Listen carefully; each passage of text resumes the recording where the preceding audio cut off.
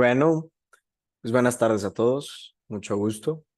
Yo soy Sergio Mora, soy egresado del Tecnológico de Monterrey de Ingeniería Industrial, certificado como científico de datos y gran parte de mi carrera profesional he estado dedicado a la optimización de procesos sistémicos a través de la integración de tecnologías emergentes, como puede ser la inteligencia artificial, que es algo a lo que le he dedicado gran parte de mi tiempo, como cualquier otra clase de tecnologías. Actualmente yo trabajo como jefe de Industria 4.0 para Sigma Alimentos a nivel global, entonces gran parte de mi chamba precisamente es la integración de nuevas tecnologías a todo esto que tiene que ver con procesos.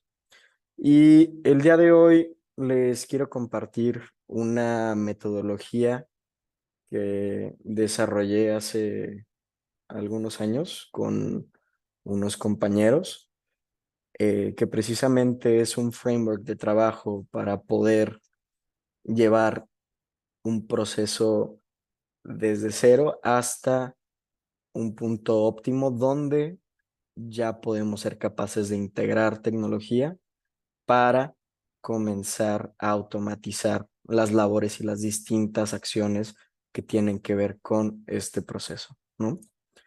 Es importante saber y entender en un principio que para que nosotros podamos automatizar cualquier proceso, lo primero que tenemos que hacer es conocerlo y también entender las limitantes que la tecnología tiene en el tema de la automatización, que es algo que vamos a ver un poquito más adelante en esta presentación, ¿no? Primero, déjenme, les voy a compartir pantalla.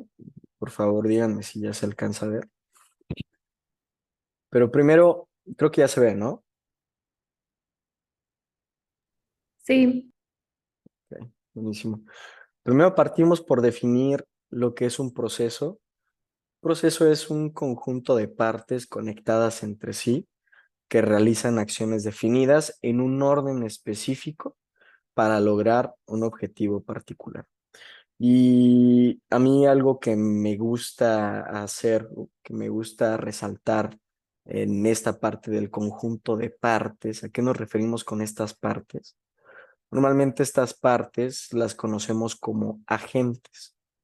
Los agentes, ya sea un agente virtual, una máquina o una persona, son los que llevan a cabo las acciones para, a final de cuentas, lograr un objetivo particular.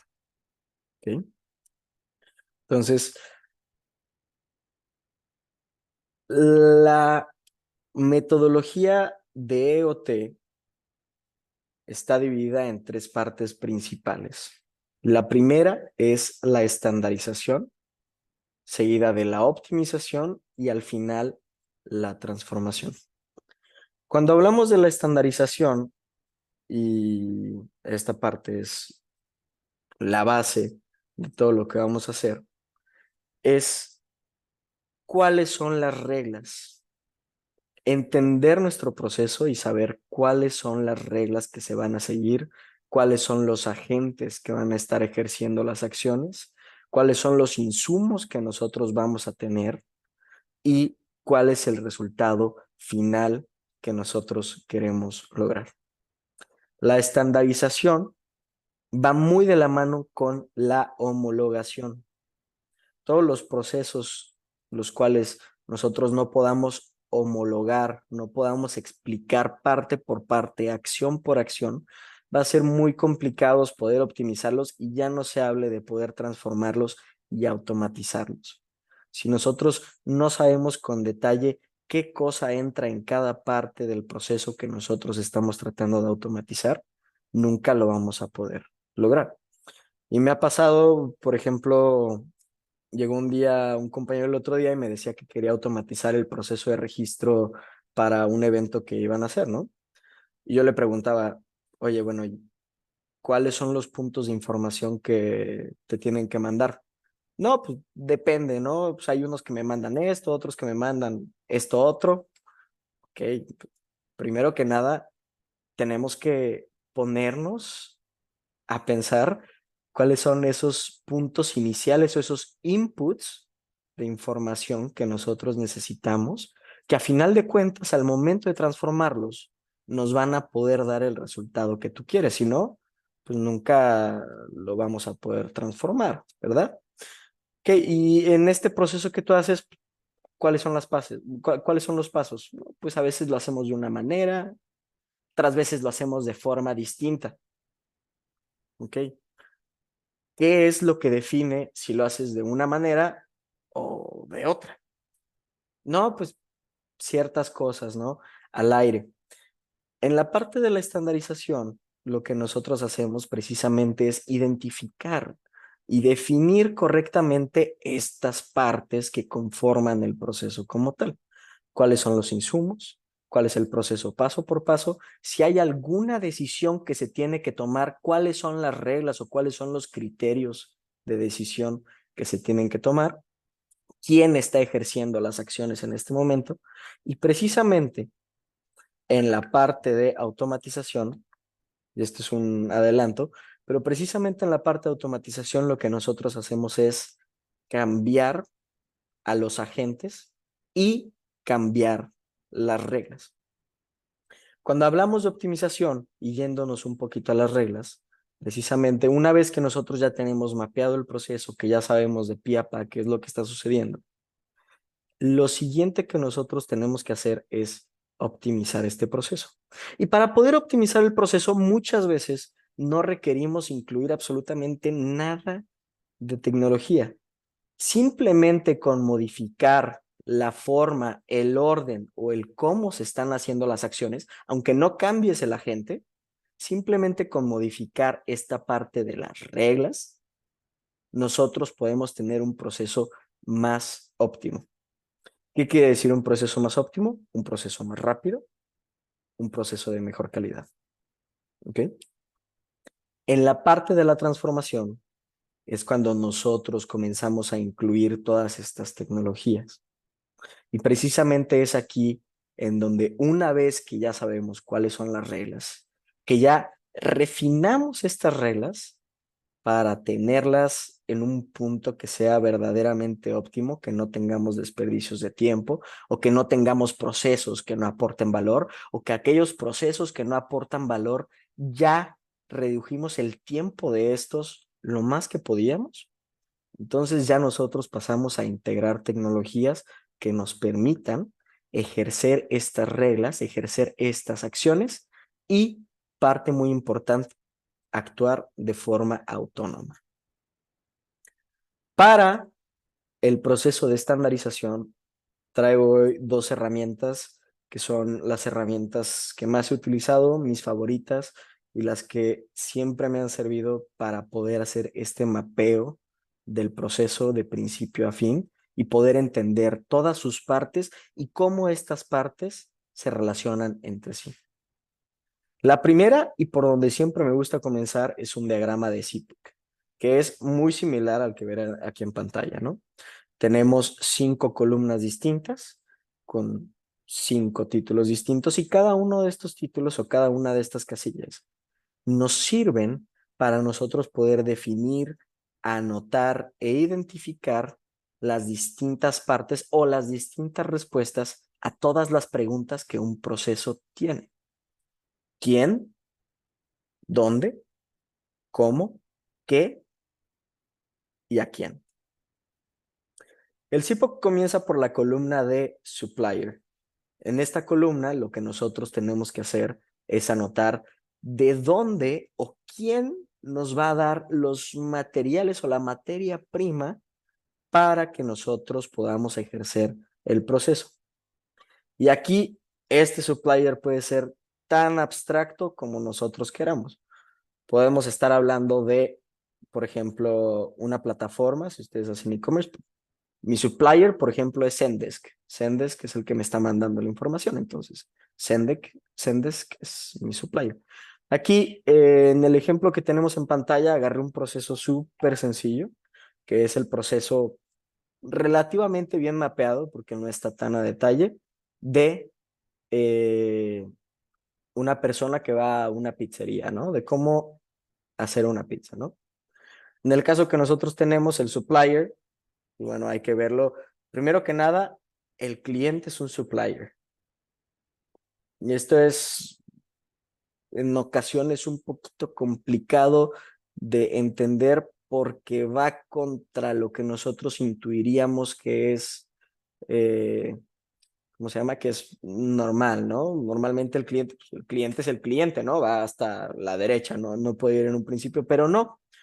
Es importante que el cliente esté como un supplier porque en un principio para nosotros poder comenzar el proceso hay una pieza de información clave que tiene que venir forzosamente del cliente, que es, y lo tenemos anotada en la segunda columna, el input, la orden o el pedido. Es decir, ¿qué quieres? ¿Una pizza de queso?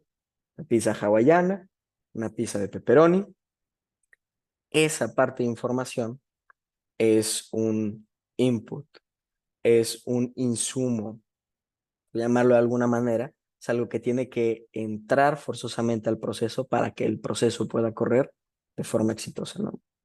Dentro de los otros suppliers que tenemos está, por ejemplo, el mesero también y la cocina, que es otro agente importante que entra en este proceso. En la parte de los inputs, obviamente tenemos la orden o el pedido, que este viene directamente del cliente o el mesero. Tenemos masa, tenemos salsa, tenemos queso, tenemos sartén, tenemos pepperoni, todos los insumos que nosotros vayamos a ocupar, todas las piezas que tienen que entrar en el proceso de transformación para que al final nosotros podamos tener nuestro objetivo, que es un cliente con su pizza y que esté comiendo. En la parte del proceso, que responde a la pregunta de cómo, nosotros llegamos normalmente a utilizar otro tipo de mapeo, que es el mapeo de procesos. Habrá personas que ya estén familiarizadas con esta clase de mapeos, otras que sea tal vez la primera vez que lo ven, pero un mapeo de procesos básicamente lo que hace es reducir un proceso en cada una de las acciones más nucleares o atómicas que hay y ir ordenándolas en un flujo de trabajo, ¿no? En este caso, en el proceso, iniciamos con el proceso, el cliente tiene que decirle al mesero cuál es la orden que va a pedir, el mesero tiene que anotar la orden, el mesero tiene que ir a dar la orden a la cocina prepara la comida y hace la orden, que obviamente esto está muy reducido, podríamos esa parte ampliarla muchísimo más y ver el proceso desde acciones específicas que se tienen que tomar dentro de la cocina. Primero, amasar la masa, ponerle el queso, ponerle la salsa, ponerle cualquier topping que tú le quieras poner encima. Pero para efectos de esta presentación lo dejamos general para que no nos ocupara tanto espacio. Pero entonces, hace la orden, el mesero tiene que recoger la orden o la comida, el mesero tiene que entregar la comida al cliente y ahí es en donde nosotros marcamos el fin de este proceso. En la parte del output, nosotros tenemos que definir bien claro de todos estos ingredientes iniciales que nosotros estamos utilizando, después de transformarlos, ¿qué es lo que vamos a tener como resultado? Y en esta parte está muy corto, pero normalmente cuando nosotros definimos un output o nosotros definimos un resultado, tenemos que definir también las características de calidad, por alguna forma, por llamarlo de alguna forma. Es decir, qué tamaño tiene que tener la pizza, cuántas rebanadas de pepperoni tiene la pizza ideal que nosotros saquemos en este proceso, qué tan caliente, qué tan fría tiene que estar, cómo va a ir emplatado. Tenemos que definir todos estos criterios para que precisamente tengamos un proceso estandarizado y homogéneo y que las cosas que están saliendo de este proceso no sean distintas entre sí, que reduzcamos la variabilidad que hay en el proceso. Y al final de cuentas, el cliente es muy importante porque nos dice hacia dónde aquellas cosas que nosotros transformamos y que resultaron, hacia dónde van a ir dirigidas, ¿no? En este caso, como es una sola pizza, pues solamente tenemos un output. pero hay procesos que son 1000 veces más complicados si no tenemos uno, si no tenemos 10, y cada uno de estos outputs que salen del proceso van a clientes distintos, van a partes distintas. Ahora bien, yéndonos a la segunda herramienta de mapeo que nosotros tenemos, súper importante, el mapeo de procesos. Mapeo de procesos, como les había comentado, que es más o menos como lo que tenemos aquí en azul, nos indica cuáles son las acciones que nosotros tenemos que tomar y el orden en el que se tienen que tomar para que nosotros podamos llegar al resultado que buscamos. Un mapeo de procesos es muy fácil de hacer siempre y cuando entendamos correctamente la simbología del mapeo de procesos. Hay muchos más símbolos de los que tengo aquí, pero en mi experiencia, con estos nos basta en la mayoría de los casos para poder hacer un muy buen mapeo de procesos. Primero tenemos un bloque que es como un rectángulo con las esquinas redondeadas que normalmente representan una acción. Tenemos un bloque que es como un rombo que representa una decisión. Estas decisiones normalmente pueden ser de sí o no, puede ser sí, tal vez no. Depende mucho de cuántas salidas tengamos dependiendo de la decisión. Y este es un tema muy importante porque precisamente para la automatización, mientras más complicados sean los procesos de decisión, mientras más salidas tenga una decisión, más complicado va a ser poder automatizar este proceso de decisión. Y en los procesos de decisión es sumamente importante contar con rúbricas específicas, saber cuáles son los inputs de información que nosotros necesitamos para poder tomar la decisión. Regresando al ejemplo de la pizza. Si nosotros sabemos que la pizza es de pepperoni, pero no sabemos de qué tamaño quieren la pizza, pues va a ser muy complicado poder tomar esta decisión. Entonces, el tamaño de la pizza también tiene que entrar como un ítem específico dentro de los inputs. Obviamente, el ejemplo que mostré aquí es muy a grandes rasgos y estamos mapeando un macro proceso. Pero cuando nosotros queremos de verdad sentarnos a hacer un mapeo muy puntual y muy específico para poder optimizarlo al máximo y poder automatizarlo al 100%, tenemos que deshacer esos macroprocesos hasta sus cosas o sus partes más fundamentales, ¿no? En el caso de los inputs, en la orden o pedido, tendríamos que definir qué partes son las que hacen una orden o un pedido, ¿no? Tipo de pizza, tamaño de la pizza, son los que se me ocurren ahorita, pero en procesos más complicados esto se vuelve mucho más largo y hay muchísimos más puntos que nosotros tenemos que cubrir y tener en cuenta cuando estemos mapeándolo. Por último, uno que normalmente no se utiliza, pero a mí me gusta mucho, es el tema de inspección. Porque para que un proceso pueda ser óptimo y para que un proceso automatizado tenga éxito, tiene que sí o sí haber una etapa de inspección y una etapa de revisión por la calidad de lo que nosotros estamos sacando. Si hablamos del tema de las pizzas, bueno, puede que no sea tan relevante el hecho de que hagamos una inspección.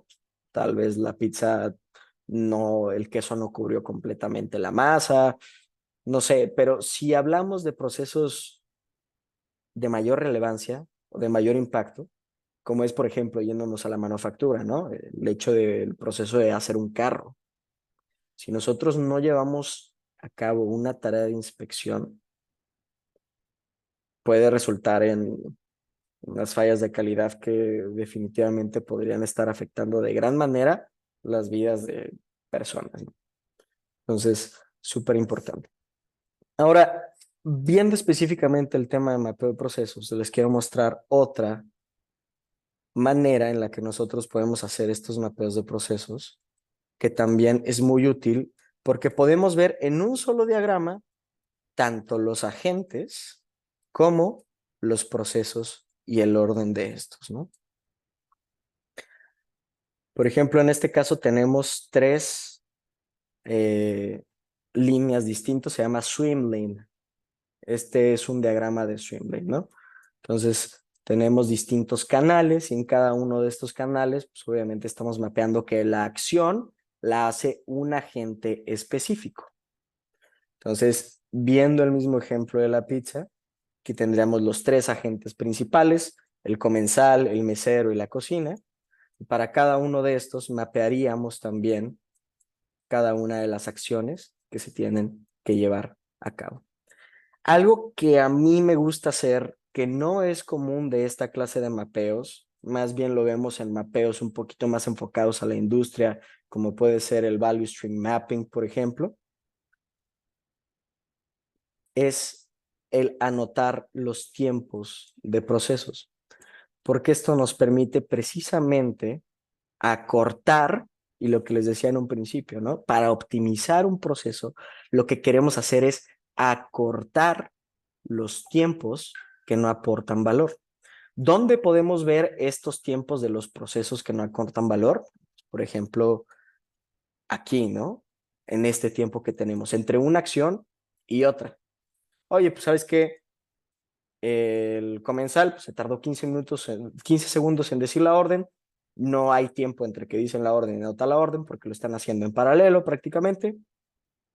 Pero entre que anotó la orden y que le está dando la orden a la cocina para que comiencen a cocinar, bueno, pues aquí en tiempos que no están aportando valor porque en esos tiempos no se está llevando a cabo ninguna acción, pues aquí nada más ya perdimos 15 minutos.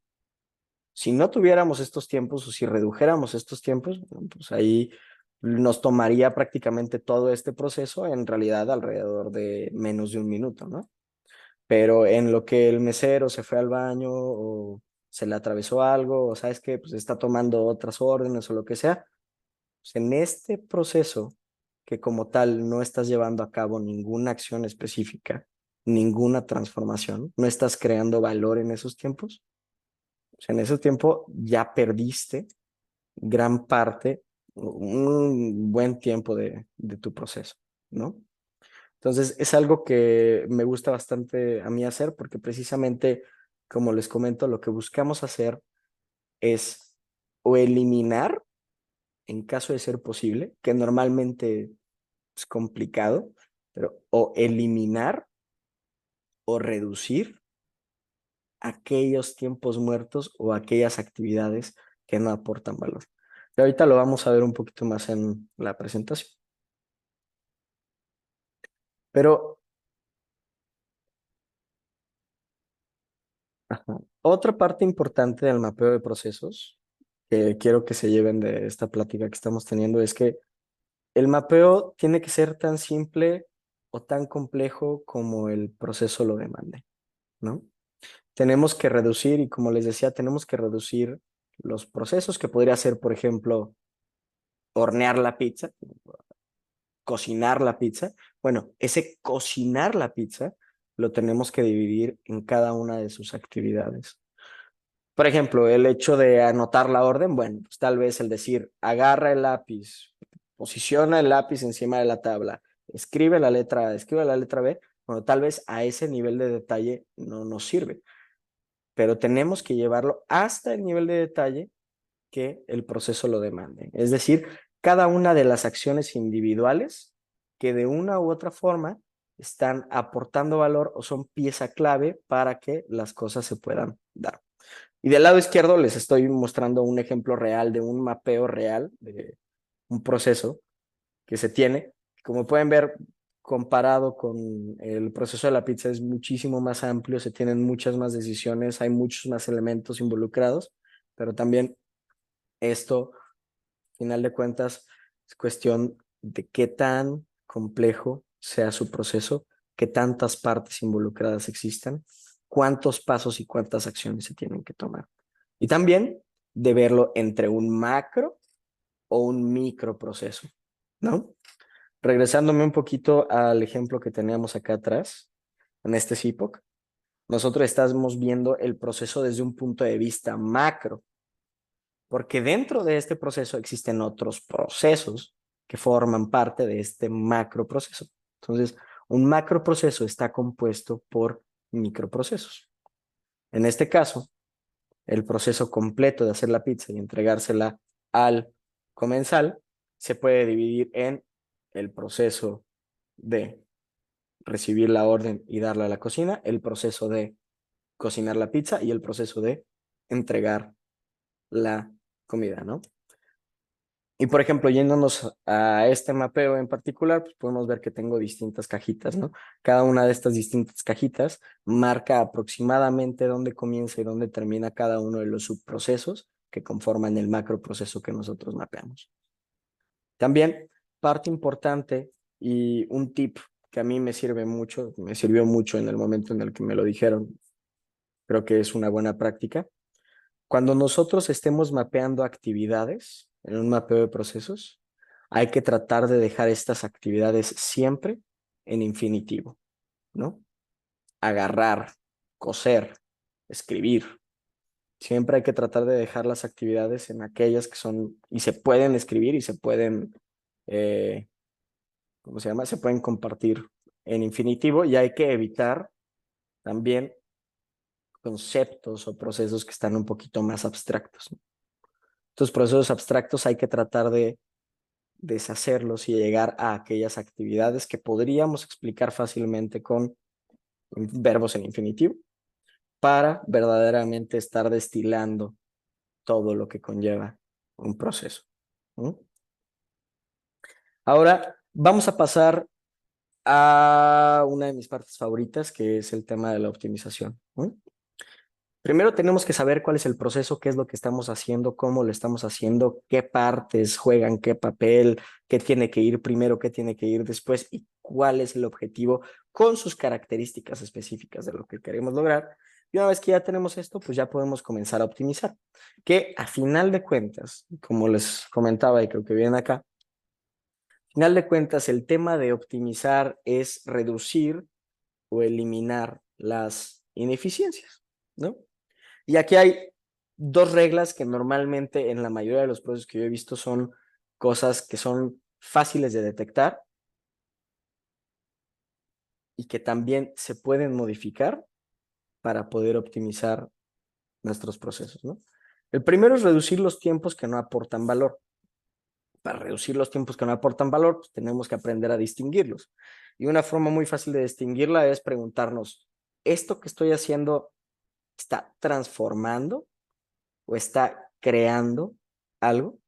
Digo, el proceso de cocinar, pues definitivamente estás transformando las cosas, estás creando algo. Pero, por ejemplo, y regresando a lo que vamos a ver aquí con el tema de las pizzas, el microproceso que nosotros tenemos en el que el cliente le dice la orden al mesero y que el mesero va y le da la orden a la cocina, pues si se dan cuenta, en este subproceso que nosotros tenemos, el input, que es la orden o el pedido, es exactamente igual al output.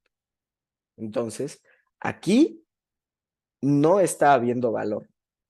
Es un proceso que no conlleva transformación o creación.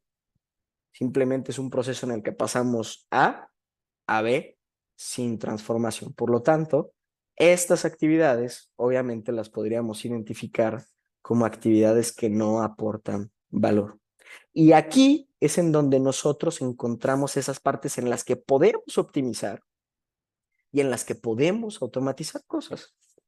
Y vamos a irnos al mapa que tenemos acá para verlo, ¿no? Primero que nada, parte importante es tratar de identificar cuáles son los procesos que se pueden hacer en paralelo. Entonces, vamos a ir haciendo el ejercicio acá.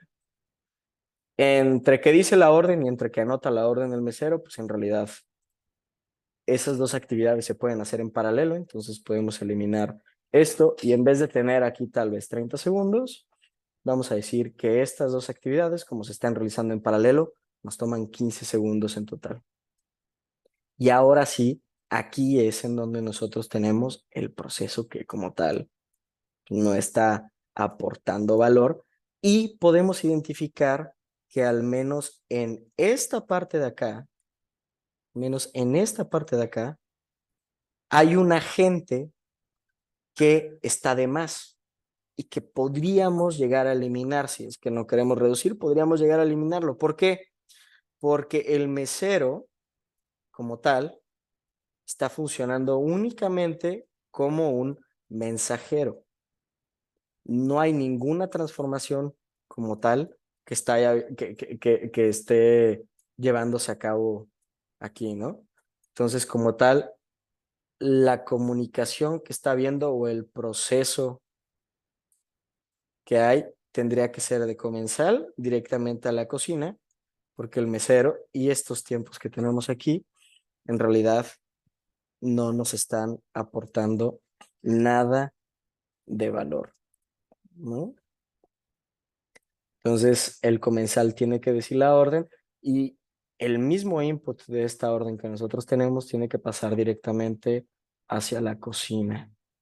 Y aquí ya estamos modificando nuestro proceso y ya estamos imaginando y ya podemos irnos dando cuenta de qué manera, utilizando qué tecnologías, una forma un poquito disruptiva, pero de qué manera podemos no solamente optimizar, sino de forma disruptiva, integrar la tecnología para automatizar un proceso óptimo, ¿no? Entonces, en este caso, eliminaríamos el tema del comensal. Queremos que la información que dice el comensal vaya directamente a la cocina. Acá, por ejemplo, el mesero definitivamente tiene que hacer las cosas porque estamos considerando que hay una distancia entre la cocina y el lugar en el que está el comensal, ¿no? Esta clase de actividades son aquellos procesos en los que no podemos eliminar a los agentes porque son necesarios, sí o sí, pero en los que deberíamos de enfocar nuestros esfuerzos para hacer más óptimo o reducir los tiempos de entrega. Quién sabe, igual y le damos patines al mesero y entonces el mesero en vez de estar caminando va con patines y ahora es más rápido. Entonces, en vez de tener 5 minutos acá, bueno, pues sabes que se tarda 2 minutos, ¿no? Y aquí se está tardando mucho menos tiempo, ¿no? Entonces, sí lo podríamos hacer. Y podemos suponer, con este ejercicio simple que nosotros hicimos, optimizamos esta parte, de alguna forma nos dimos cuenta que este es un proceso que sí o sí tiene que estar, es un proceso obligatorio. Vamos a tratar de alguna manera reducir los tiempos, tal vez con más entrenamiento para el mesero, podemos dar capacitaciones para el mesero, tal vez. ¿Sabes qué? Metamos un robot en lugar del mesero y el robot ahora va a ser el que con un carrito va a estar mandando las órdenes. Pero ya me estoy adelantando porque ahí ya estamos metiendo la parte de tecnología, ¿no? Pero supongamos que solamente con eliminar el tema de que la gente, el mesero esté acá y estos procesos, eliminarlos, ya estamos ahorrando muchísimo tiempo. Ahora sí vamos a pasar a la parte de la automatización, que es como tal la última parte de la metodología EOT. Hasta ahorita utilizamos diagramas epoch, mapeo de procesos para identificar, homologar y estandarizar nuestro proceso. A partir de estos procesos y tenerlos mapeados y tenerlos de forma visible, de alguna manera gráfica, nosotros podemos identificar cuáles son esas ineficiencias, detectando cuáles son los procesos que no están aportando valor, ¿no? Son estos procesos en los que no hay transformación y los eliminamos. Y ahora sí, como ya eliminamos, podemos integrar el tema de la tecnología para poder automatizarlo. Y aquí es importante, y como les decía en un principio, no todo se puede automatizar y no todas las cosas son igual de fáciles de automatizar, ¿no? Aquí tenemos dos espacios principales, cosas fáciles de automatizar, cosas difíciles de automatizar, ¿no? Todo lo que son flujos de información, validación de información, ¿no? Todo el tema que tiene que ver con la información y el flujo de esta información y transformación hasta cierto punto de esta información es muy fácil de automatizar. ¿Por qué? Porque definitivamente la información no existe en un lugar físico. Afortunadamente tenemos el Internet, tenemos email, tenemos APIs, por ejemplo.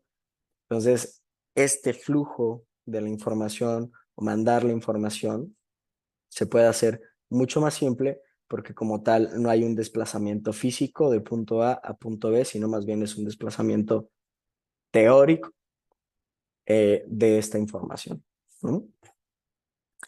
¿Qué cosas?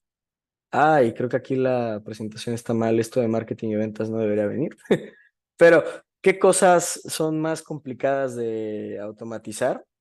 Todo lo que tiene que ver con procesos creativos, ¿no? Y también es más complicado automatizar todo lo que tiene que ver con el trato con las personas, ¿no? Es decir, llevar una conversación con una persona es más complicado y todo esto tiene que ver con el número de variables que se están manejando en cada uno de estos procesos, ¿no? Nosotros para llevar a cabo un proceso creativo, bueno, el proceso creativo, las variables pueden venir de donde sea, incluso te cae una idea del cielo, ¿no? No sabes exactamente de dónde viene. También definir estas ideas es un poquito complicado. Nosotros no podríamos estandarizarlo, podríamos tratar de hacerlo, pero no podemos estandarizarlo a 100%. ¿No? Y obviamente, con todo lo que tiene que ver con flujos de información, con validación de información, con actividades, procedimientos en las cuales tenemos reglas bien definidas, es más sencillo. ¿Y qué tan sencillo es? Bueno, eso depende mucho de la cantidad de variables que nosotros estemos considerando. También puse abajo el tema de toma de decisiones, que las tomas de decisiones también se pueden automatizar. Y este es un problema que he visto varias veces haciendo esta clase de trabajo, ¿no? Hay decisiones que se tienen que tomar que en realidad no son muy complicadas, pero que de una forma u otra representan un periodo de tiempo que no aporta valor para nada, que se está perdiendo muchísimo porque la persona que tiene que tomar la decisión, pues no está, ¿no? O el tiempo que toma en tomar la decisión, pues es que sabes que ármate una presentación, a partir de la presentación, muy subjetivo todo. Entonces, mientras mejor podamos definir cuáles son los criterios de evaluación, cuáles son las reglas, el porqué de un tema de toma de decisiones, más fácilmente vamos a poder delegar esta toma de decisiones a otros sistemas para que lo hagan por nosotros, ¿no? Y esto, la complejidad de esto obviamente depende de cuántas variables y qué variables se estén tomando en consideración. Si nosotros estamos en una toma de decisiones de sí o no con base en un solo criterio, bueno, pues es muchísimo más fácil automatizar esta parte. Pero si nosotros queremos hacer una toma de decisiones con millones de variables y todas estas millones de variables salen en distintos resultados, que es mucho más complicado definir, esquematizar, pues obviamente es imposible en algunas ocasiones pues automatizar esto, ¿no? Y ahora sí, por último, y terminando con la metodología IoT en el, en el proceso que nosotros estamos viendo de las pizzas, y nosotros decidimos que primero, para hacer el proceso más óptimo, teníamos que eliminar estas actividades que no aportan valor, ¿no?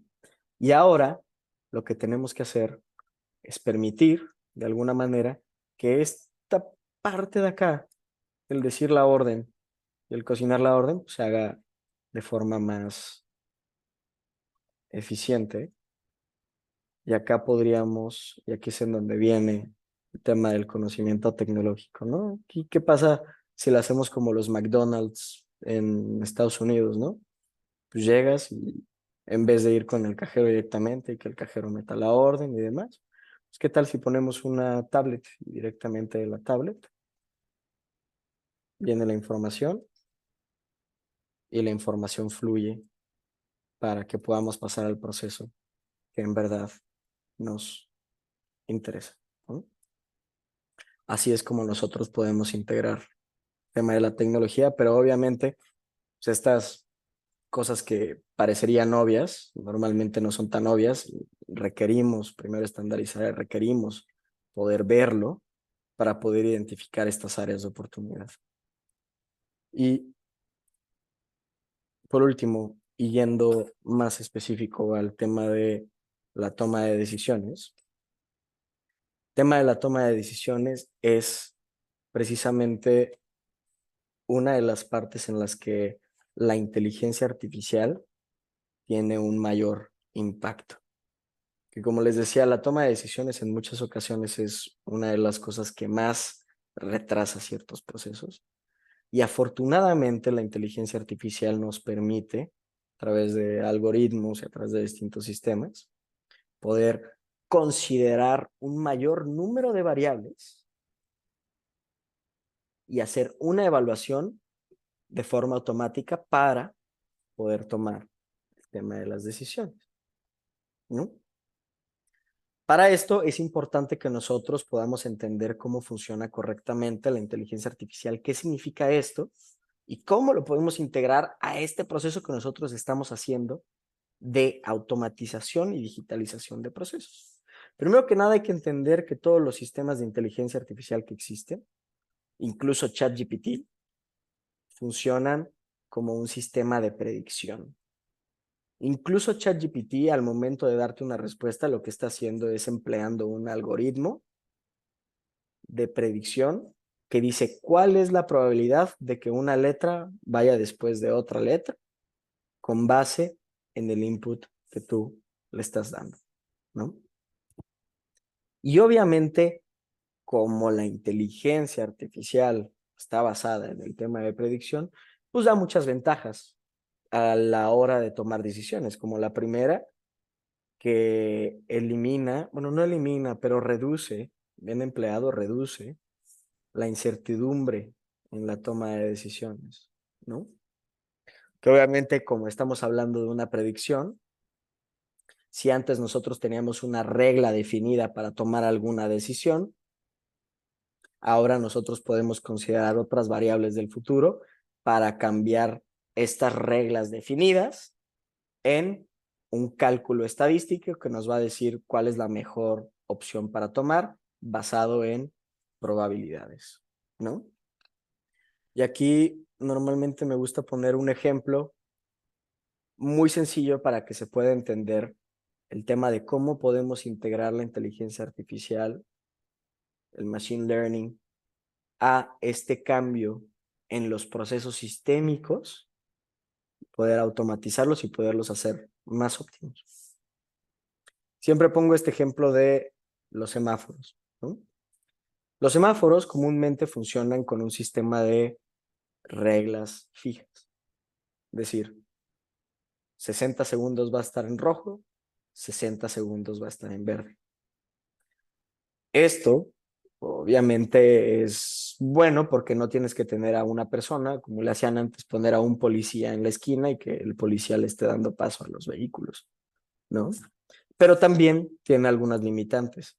Y precisamente es que esta regla que nosotros definimos no considera todas las variables que debería de considerar para poder hacer esta toma de decisiones y actuar conforme a ello, ¿no? No sé si les ha pasado, pero a mí me pasa mucho. Un semáforo específico aquí en Río Nazas, que normalmente está en rojo, a pesar de que no está pasando ni ningún otro carro por el otro carril. No está cruzando a nadie, pero el semáforo está en rojo y me tengo que esperar todo el minuto que dura el rojo para que se ponga en verde y yo pueda avanzar, ¿no? Obviamente esto es un proceso que no es óptimo. ¿Cómo podemos integrar la tecnología o cómo la inteligencia artificial cambia el paradigma de estas reglas fijas en la toma de decisiones de los procesos? Pues, primero que nada, lo que necesitamos hacer es considerar las variables. Es decir, tenemos que extraer datos históricos. Oye, ¿qué horas son en las que pasan más vehículos? ¿No? Por ejemplo. O incluso, si no tenemos estos datos históricos, bueno, pues extraer más información en el momento, ¿no? poner algún sensor. Oye, pues este sensor me está marcando que aquí están pasando muchos vehículos, ¿no? Pero yéndonos específicamente a la inteligencia artificial, normalmente utilizamos datos históricos. Con estos datos históricos nosotros podemos entrenar este algoritmo y este algoritmo puede ahora sí tomar las decisiones de cuándo tiene que estar el semáforo en rojo y cuándo tiene que estar el semáforo en verde, dependiendo de la hora del día, el día de la semana, si están de vacaciones las escuelas, por ejemplo, etcétera, etcétera, etcétera. Y entonces, lo que antes era una toma de decisiones fija con criterios específicos y sí o no muy definidos, más bien, lo que antes era una regla fija, sí, lo que antes era una regla fija, ahora se convierte o lo convertimos a un proceso de toma de decisiones. Y este proceso de toma de decisiones es automático. Y obviamente el hecho de que este proceso sea automático y que en vez de ser una regla fija ya estemos tomando una decisión, lo convierte en un proceso mucho más óptimo. Y listo. Pues no sé qué hora es, pero... Sí, bueno, faltan 9 minutos. Ah, Algo, se apagó mi sí, cámara. la cámara. Nadie me dijo que se había apagado mi cámara. Yo pensé que la habías apagado por el internet o algo. Lo que normalmente hacemos en los hacks o que el plan de los hacks es ver si podemos salir con algo de alguien que, o sea, que queramos ejecutar de una vez. Entonces, si alguien de ustedes tiene un proceso que quisiera mapear así rápido, lo podemos mapear en vivo en los minutos que quedan y dar ciertas recomendaciones para automatizaciones. Entonces, no sé si a alguien de ustedes le gustaría mapear algún proceso en específico.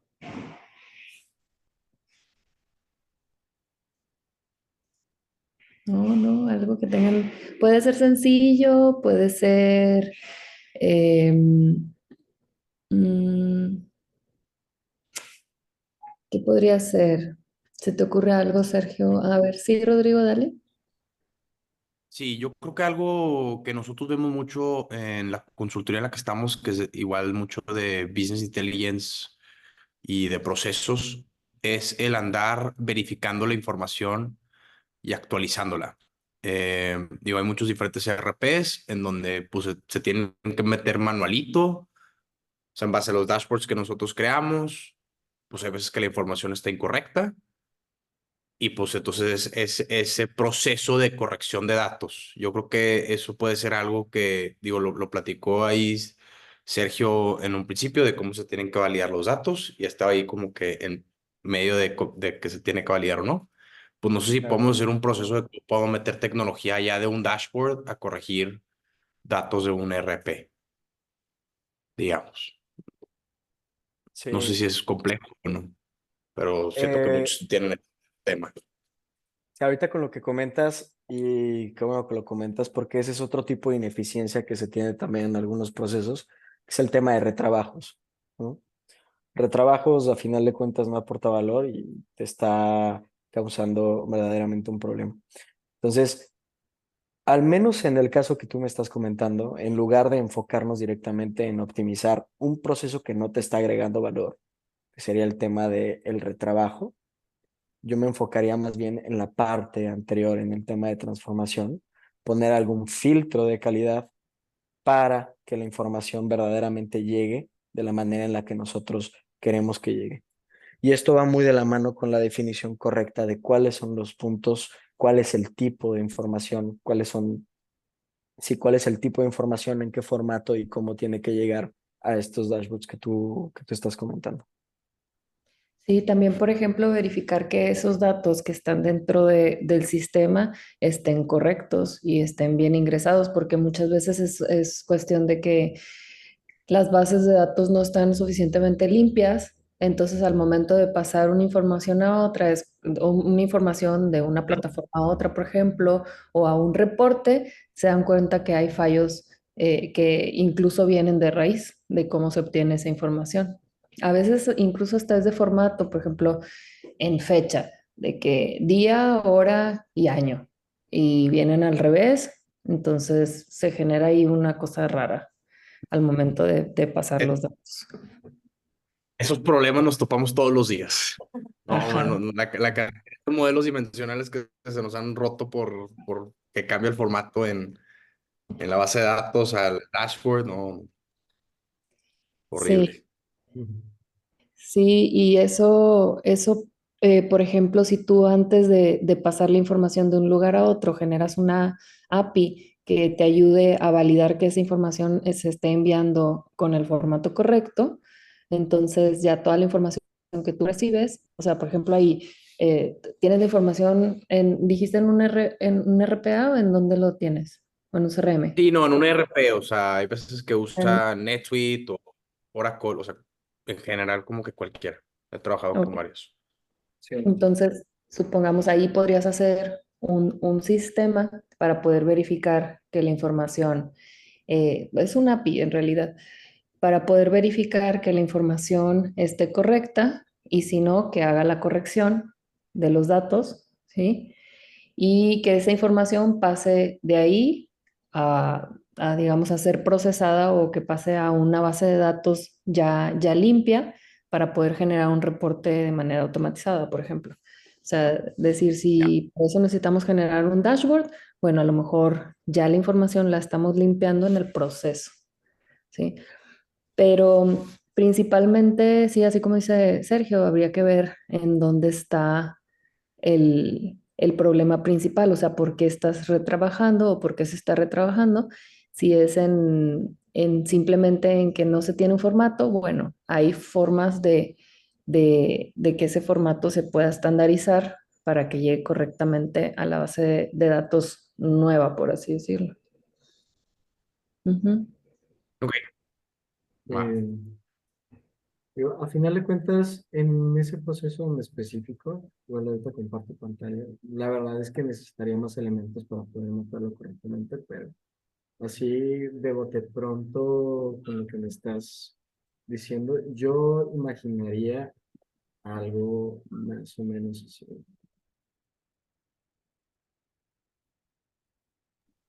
¿Ok? Y es, sí, ahí se ve mi pantalla. La pantalla no, ya Ok, se ve el video. déjenme Ahí está. comparto.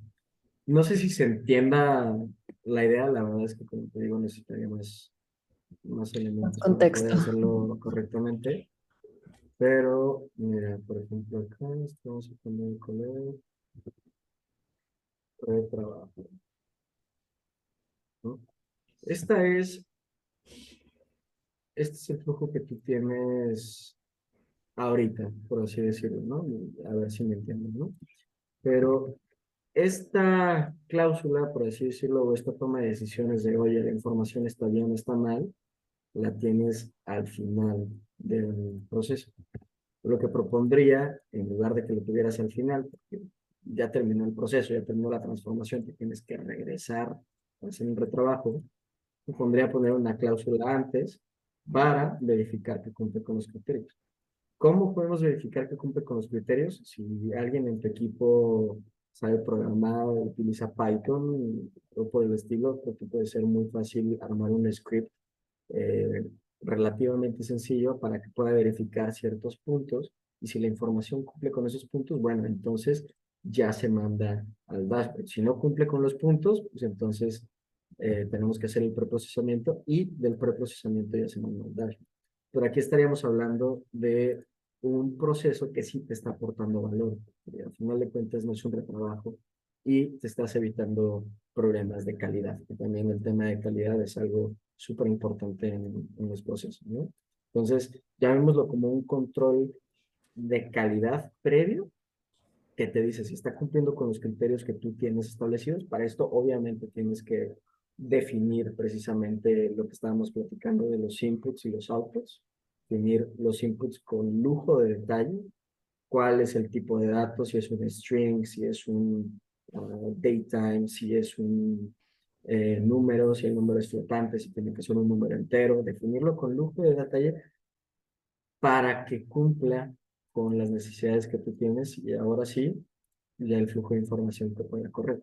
En caso de que no, poder hacer algún preprocesamiento para que la información cumpla con esos puntos. Que a final de cuentas el preprocesamiento, la limpieza de datos, utilizando al menos Python, que es una herramienta que está diseñada para eso, suele ser no tan complicado y creo que es una herramienta que está al alcance de todos. Obviamente nada más es cuestión de poder entender correctamente cómo conectar el tema de tu ERP o de donde está surgiendo la información, conectarlo y poner este script de limpia y de calidad previo a que salga la información hacia tus sistemas de BI. Pero esa es mi sugerencia, ¿no? Ahora, ¿cómo hacerle, por ejemplo, los que trabajan para una empresa o incluso también los emprendedores, cómo hacerle para saber si vale la pena automatizar un proceso? Simplemente ve la cantidad de horas que se utiliza para ese retrabajo o para hacer ese proceso y calcula cuántas personas lo hacen en tu empresa, por ejemplo. Si un proceso es de 120 horas al mes, ¿sí? Y lo hacen 3 personas, entonces calcula su precio por hora incluyendo los impuestos, ¿sí? De sus sueldos y eso lo multiplicas por las horas y luego esas horas los multiplicas por los meses, o sea, incluyendo impuestos, aguinaldos y todo. Si les cuesta mucho hacerlo, pueden utilizar ChatGPT para hacer todo ese cálculo. Entonces son las horas que te consume ese proceso al mes por el sueldo de las personas que trabajan en ese proceso por hora, el sueldo por hora, y eso te va a dar una cantidad. Eso es lo que tú consumes, digamos, en su trabajo mensualmente. Eso lo multiplicas por 12 y te va a dar lo que tú gastas al año en ese proceso de revisión. Porque a veces dicen, no, pues es que no me consume mucho, son 2 horas a la semana. Bueno, 2 horas a la semana de 4 personas, de 10 personas, de 400 o qué. Entonces ya cuando haces esa multiplicación, te das cuenta que ese proceso que parecía simple, que duraba, no sé, eran 120 horas al mes, te está consumiendo más de 400,000 pesos al año, por ejemplo, en una persona que gana 35,000 pesos al mes, ¿sí? Entonces, ahí es cuando tú dices, ok, ¿vale la pena o no vale la pena automatizar ese proceso? Entonces dices, ok, voy a ver cuánto me cuesta automatizar y a veces te das cuenta que automatizar te va a costar horas tuyas, ¿sí? Entonces dices, ok, me cuesta automatizar horas mías, supongamos un precio por hora, lo que sea, 2,000 pesos de mis horas, por así decirlo, ¿no? 2,000 pesos de mis horas versus me voy a ahorrar los 400 y tanto que destinaba yo al año a hacer ese proceso de manera repetida, ¿sí? Entonces, ahí es cuando ustedes empiezan a decir, ¿vale la pena o no? Cuando nosotros cuantificamos el tiempo con dinero, ¿sí? Entonces, ¿qué podría hacer en realidad si lo automatizara? Pues a lo mejor networking, podría aprender, podría vender más, podría atender mejor a mis clientes, o sea, un montón de cosas que se podrían hacer en lugar de ese proceso, ¿verdad? También un tip, y tal vez te pueda servir, pero en las últimas versiones de ChatGPT, incluso con la API, tienen la capacidad de procesar datos. Entonces, si no cuentas con una persona que pueda hacer scripts, por ejemplo, de Python para que esto, Ujú, o si el número de variables o la manera en la que tú quieres verificar el tema de los datos y del formato, es un poquito más complicado de poner en reglas fijas a través de un script. Lo que puedes utilizar es conectar directamente la API de OpenAI con esta funcionalidad específica que tiene para el procesamiento de datos y que entre la información, la verifique, se la verifica y está bien, se manda, y si no, que automáticamente también esta inteligencia artificial puede hacer el procesamiento de datos por ti, obviamente dado pues, unos ciertos criterios que lo tienes que ujú. compartir, ¿no? Pero eso también es otra opción y podría funcionar. Sí, uno de los hacks que vamos a ver es el de Google Scripts. En Google Scripts vamos a poder utilizar ChatGPT para crear código y colocarlo en Google Scripts y que pueda ejecutar y leer, por ejemplo, en Google Sheets o poder generar reportes o documentos también en Google Slides. Yo creo que pues también estaría interesante hacer una sesión para poder programar en Google Colab utilizando ChatGPT. O sea, Pero bueno, hemos hecho un montón de cosas porque cualquier cosa que dure más de 10 minutos y sea repetitiva, nosotros la automatizamos. Entonces, simplemente, por ejemplo, de pasar de audio a texto, analizar texto, hacer cotizaciones, todo, o sea, realmente si lo hacemos de manera repetitiva, siempre destinamos al menos 2 horas a la semana para automatizar todo dentro o sea, de Inbomex, por ejemplo. Entonces, la sesión pasada igual, o sea, eran cosas sencillas con SAP que no necesitas programar, pero pues ya te ahorras el tiempo de hacer ese proceso repetitivo o te enteras de cosas que están sucediendo porque o respondes más rápido a las situaciones, entonces, a dar seguimiento a clientes, etcétera. Entonces, pues, no sé si alguien más tiene alguna duda, si no, para acabar a tiempo.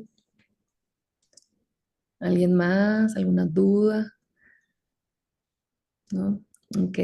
Bueno, pues espero que hayan aprovechado mucho la sesión. Fue una sesión un poco más teórica porque importa mucho cuando nos estamos metiendo en la cuestión de inteligencia artificial o de diseño de automatizaciones. Es bien importante saber qué queremos y cómo es que lo hacemos en la vida diaria para poder detectar aquellas cosas que se pueden optimizar y aquellas cosas que ya se pueden automatizar. Entonces, algo bien importante o un challenge que les propongo es que cada vez que estén haciendo un proceso repetitivo, tomen el tiempo, tómense el tiempo. O sea, ¿cuántas horas me tardo en hacer este proceso? Y vayan tomando nota. Y así, paso a paso, ustedes van a ir automatizando cosas. Y si tienen dudas, para eso está el grupo de WhatsApp. Ahí pueden irme haciendo preguntas y yo les voy dando hints. Sergio también está ahí y muchos de los que estamos aquí también tenemos ese conocimiento que se los podemos compartir. Entonces, pues aprovechen la comunidad. No sé, Sergio, alguna última recomendación? nada, si algo me gustaría que se llevaran es aprender a diferenciar entre los procesos que están aportando valor y los procesos que no nos están aportando valor, que normalmente en las actividades de cualquier sistema existen estos procesos que por ceguera de taller nosotros consideramos que son normales, en realidad son procesos que no nos están aportando valor, que tendríamos que reducir o optimizar. Entonces, espero que les haya servido de algo. Muy bien, pues muchas gracias y nos vemos creo que en 2 semanas. Gracias, hasta luego. Nos vemos, Gracias, Sergio. Gracias, bye. bye.